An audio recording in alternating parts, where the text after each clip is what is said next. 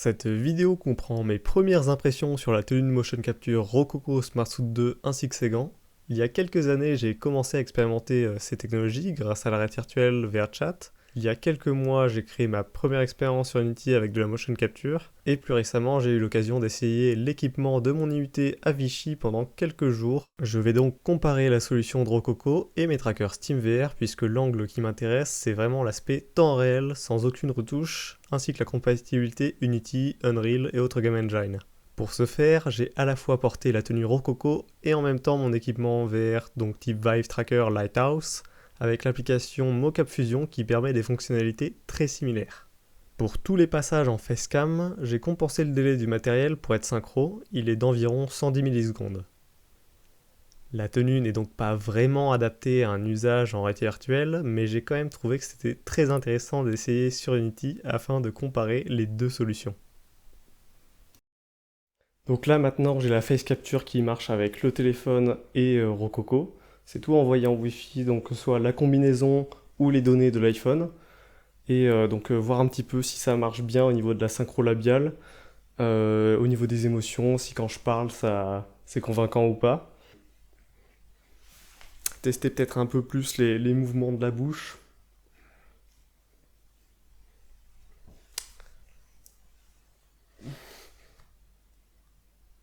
En particulier, quelque chose que j'avais bien aimé, c'est qu'il y avait l'eye tracking. Donc normalement, si je regarde là ou ailleurs, c'est censé être un minimum convaincant en fait. Donc je sais pas si ça va marcher aussi bien que dans la vidéo que j'avais déjà fait donc avec la solution SteamVR.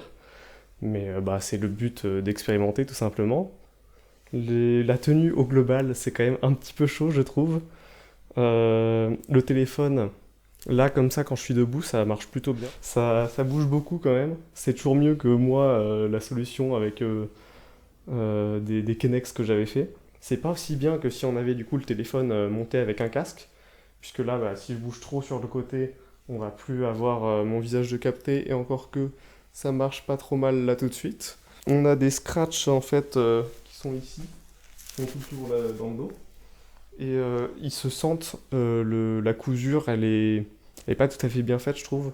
Même en portant un t-shirt, en fait, on va sentir le scratch, donc ça peut faire un peu mal. On a quand même un petit peu chaud. Les gants, c'est vraiment l'endroit où en fait je suis le plus convaincu sur la tenue. Parce que du coup, il n'y a pas spécialement de drift. Et vu on peut faire en fait absolument tout avec ces gants. C'est vraiment chouette. Je peux quand même utiliser mon ordinateur si j'ai besoin, même si c'est pas ce qu'il y a de plus confortable. Euh, mais vraiment la précision, elle est quand même là. C'est pas aussi confortable que ce que j'aurais voulu peut-être, mais ça va encore. Il y a surtout un point à faire peut-être attention, c'est que quand on porte les gants, en fait, vu qu'ils sont alimentés du coup en énergie, ils vont produire de la chaleur et on sent rapidement quand même que ça chauffe. Il n'y a pas aussi de possibilité de le laver. Les capteurs, ils sont tout intégrés, c'est cousu. Contrairement au reste de la tenue où là, on peut facilement enlever chaque capteur pour laver l'ensemble. En VR, malheureusement, il y a l'offset, enfin, il y a un décalage du coup, vu qu'il n'y a pas de absolute positioning. C'est tout avec des IMUs. Et donc, c'est un peu le point négatif. Ils font pas seulement comme les index controllers, le plissement des doigts, ils font aussi l'écartement. Donc, c'est vraiment quelque chose de chouette. C'est pas parfait, par exemple, si je claque des mains. On sera pas tout à fait au même endroit. On s'aperçoit pas forcément du drift. Si je commence à mettre les mains sur la tête, on va peut-être s'en rendre compte que voilà, c'est pas, ça va encore, mais c'est pas parfait malheureusement. Sur le reste, si je prends mon coude, ça va. Et après, j'ai fait des mesures en étant tout seul, donc c'est pas forcément les plus précises pour les membres, mais ça marche déjà plutôt bien. Et ouais, vraiment, pouvoir écarter, rapprocher, euh, c'est vraiment chouette. Voilà. Donc après, le téléphone en lui-même, je vais essayer de la porter un petit peu. Donc là, bon, je suis vraiment en face. Si je me décale, je me décale, je me décale.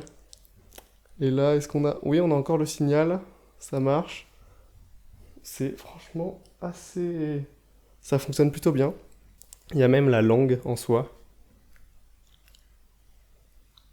On sait pas, il n'y a pas plus de précision comme avec le capteur de Vive, mais c'est déjà, du coup, sur la timeline de mocap, on va pouvoir voir le Bones s'activer. L'eye tracking sans bouger la tête, on va regarder. Là, je regarde à gauche, là, je regarde à droite. Voilà, donc je sais pas encore si ça marche. Sinon, pour le reste, c'est quand même assez chouette. Donc après, oui, voilà, bon, je peux tourner. Ça devrait fonctionner. Ah non, la tenue, eh ben, elle s'est déconnectée. Donc oui, on le voit sur les gants, ils sont rouges. Donc je vais la redémarrer. Ce sont malheureusement des choses qui ont l'air d'arriver assez souvent quand même sur mon installation. Donc c'est quand même pas idéal. Là, ça faisait un certain moment en fait que la tenue marchait plus. Donc un peu dommage. Du coup, je disais l'eye tracking. Donc je vais commencer en bougeant un peu la tête d'abord. Donc voir si ma position des yeux elle change ou pas. Donc voilà. Et maintenant en ayant la tête fixe,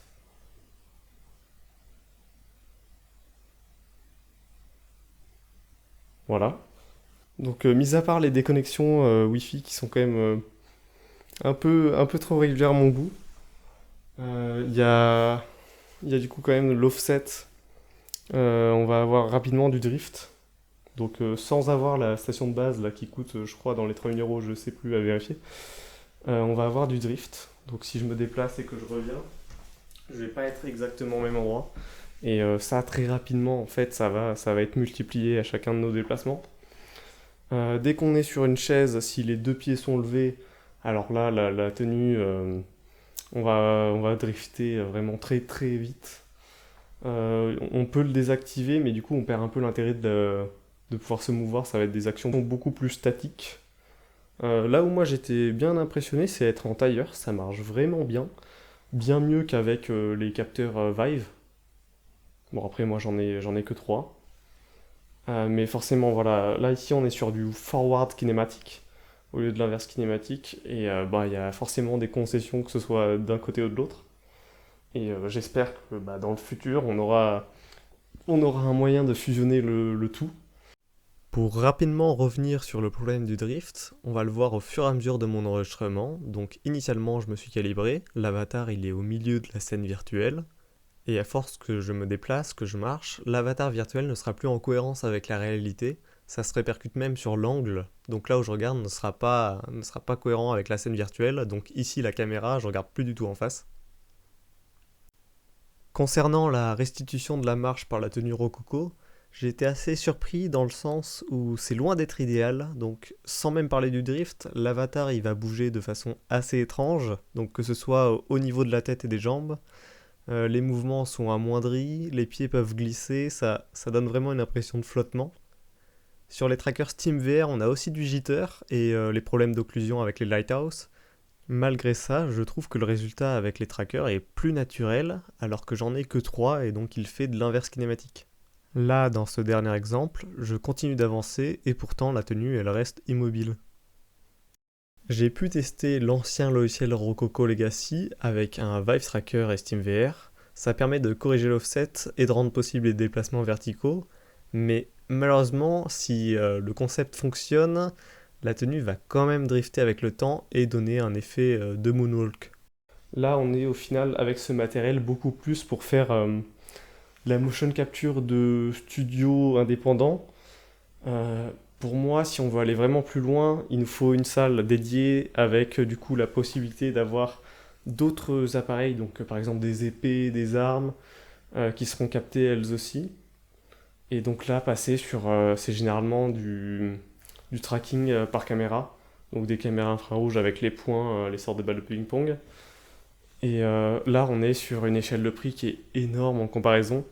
En fait, malheureusement, aujourd'hui, on a, que ce soit toutes les solutions, que ce soit SteamVR, Rococo, Xsense, il y aura quasiment toujours besoin de faire du clean-up sur la data.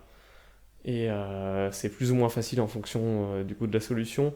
Mais on n'a pas une solution qui fait exactement tout en même temps. Il y a la Xsense qui apparemment marche très bien, mais là on est sur un prix où malheureusement il y a forcément un abonnement, que ce soit à l'année ou mensuel, qui est vraiment extrêmement conséquent. Là où Rococo, on est sur à peu près du 50 € par mois. Donc ça reste cher. Ce qui est malheureux, c'est que même ils ont fait en fait un plugin pour utiliser la tenue dans VRChat, mais au final ça fait pas mieux que du full body tracking classique. Il y a une grosse latence, le polling rate il est assez faible, et donc on perd vraiment l'intérêt de cette tenue, et en plus il faut l'abonnement à 50 € par mois, on peut pas aller en dessous. Donc ça fait un peu mal. Merci beaucoup d'avoir regardé cette vidéo, j'espère qu'elle vous aura été utile. Moi, je suis très curieux de voir comment la techno va évoluer, se démocratiser avec les casques VR. On a aujourd'hui déjà le haut du corps qui est capté avec le MetaQuest 3, mais des caméras sur les manettes pourraient aussi contribuer à la capture complète des mouvements du corps. Comme Rococo, il existe des solutions avec des EMUs dédiés à la VR et qui sont aussi moins chères, donc Slime VR, Mocopi, Aritoria X. Et concernant les studios de jeux vidéo, la motion capture par IA sur une ou plusieurs caméras, ça progresse. Aujourd'hui, on commence même à avoir des datasets qui permettent de faire de l'IA générative avec les données de motion capture pour créer des animations, les combiner avec un prompt. Et pour tous les usages live avec un ou plusieurs acteurs en simultané, je pense que les solutions de mocap avec de l'absolute positioning, donc OptiTrack par exemple, vont rester les leaders.